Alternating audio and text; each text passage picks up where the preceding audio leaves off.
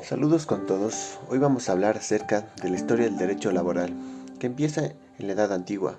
La evolución del derecho laboral. A diferencia de nuestros tiempos, el trabajo era visto como condena. Sanción era un impuesto forzoso. La única vía existente para que los seres humanos asumieran el concepto de trabajo como tal era la esclavitud.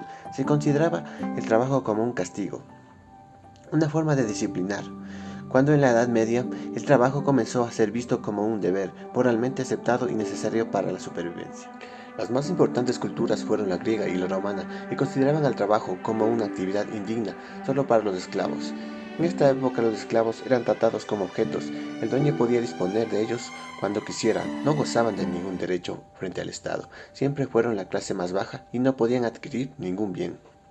Las formas en que podían ser esclavos era por guerra, por nacimiento, por cometer algún delito, entre otros. Era un sistema esclavista.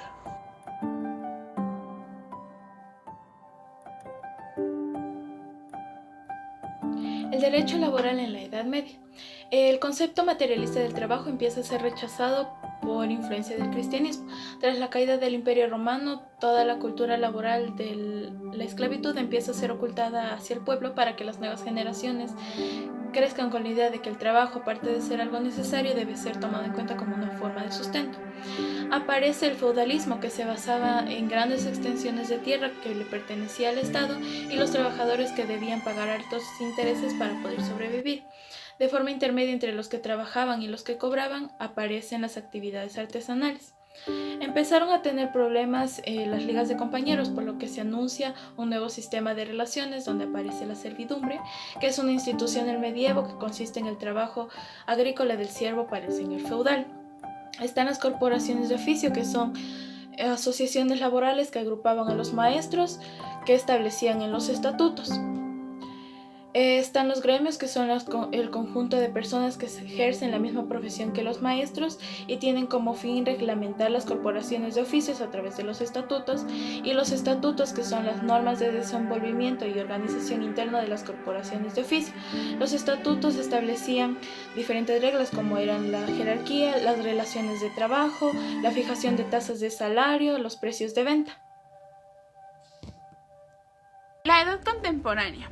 La época contemporánea es una de las más importantes dentro de la historia laboral, ya que en esta surge la Organización Internacional del Trabajo, OIT, con un carácter exclusivamente sociolaboral, cuya función se encamina hacia los derechos en el trabajo, el diálogo, la protección social. En Iberoamérica la legislación laboral inicia a principios del siglo XX, aunque en Brasil se dictaron disposiciones protectoras de la infancia en 1890.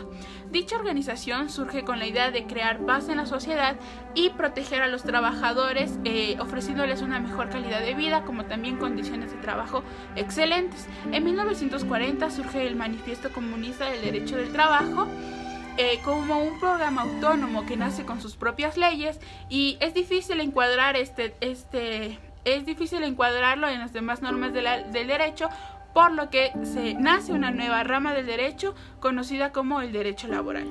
Dentro de los acontecimientos importantes de la época tenemos la Revolución Francesa, la Revolución Industrial, la máquina de vapor, el comercio y división del trabajo y el Internet.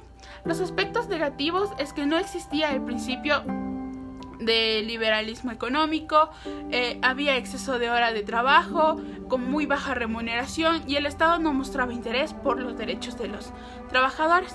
Para los aspectos positivos tenemos que ya existe una libertad de igualdad en las jornadas laborales, el Estado interviene para proteger a la sociedad trabajadora.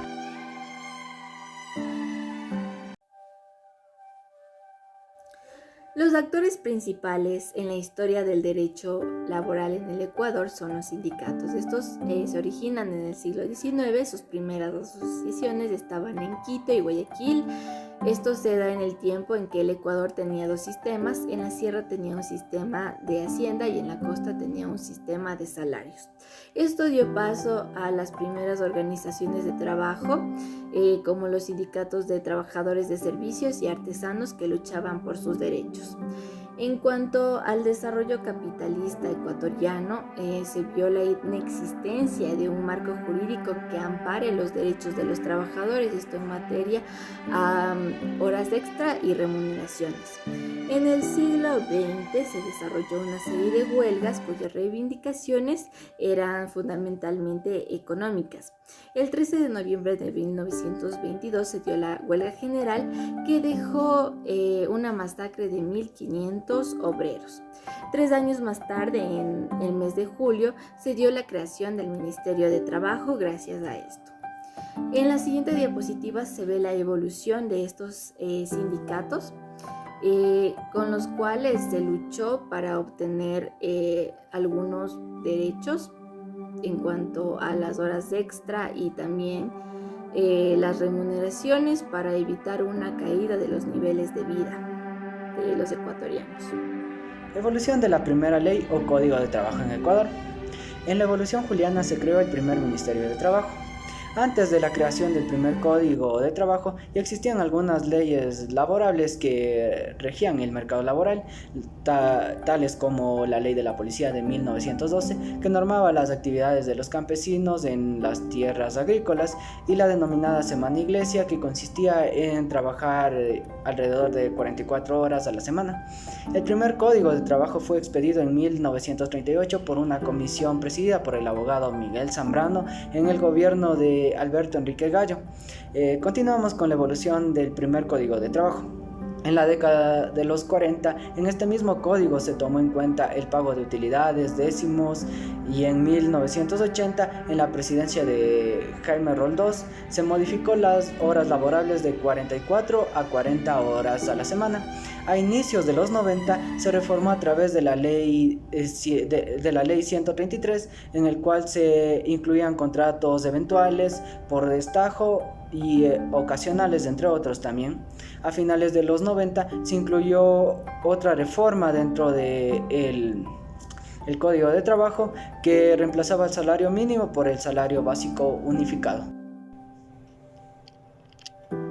Bien, es un deber del Estado intervenir y fijar condiciones mínimas para el trabajo, así como es derecho de la sociedad exigir un trabajo honesto y útil, y derecho del trabajador a exigir oportunidades a la sociedad. Las garantías del Estado, tomando en cuenta el principio de irrenunciabilidad a los derechos en el artículo 33 de la Constitución, garantizará a los trabajadores respeto a la dignidad, una vida decorosa, remuneraciones justas y trabajo saludable. El artículo 34 de la Constitución garantizará la seguridad social de los trabajadores con principios de solidaridad, obligatoriedad y eficacia. Mientras que en el artículo 326, numeral 7 de la Constitución, garantizará el derecho a la asociación de trabajadores, es decir, sindicalización.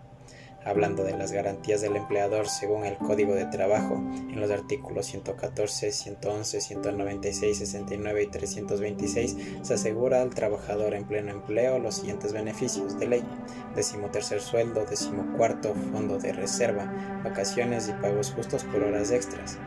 En el Código de Trabajo se estipula que las huelgas están prohibidas sin una razón estrictamente en la que se vulneren los derechos del colectivo de trabajadores en una empresa. A modo de conclusión, la historia del derecho laboral puede ser denominada como una masacre, y en palabras que pueden ser desafortunadas, dicha masacre se convirtió en un mal necesario, porque tal como expresó José Martí en su discurso celebrado en honor del periodista Adolfo Márquez Sterling el 21 de abril de 1870, los derechos se toman, no se piden, se arrancan, no se mendigan. Las garantías constitucionales para los trabajadores son derechos imprescindibles, irrenunciables e imprescriptibles, consecuencia de la lucha ejercida por todas las generaciones desde la Edad Antigua.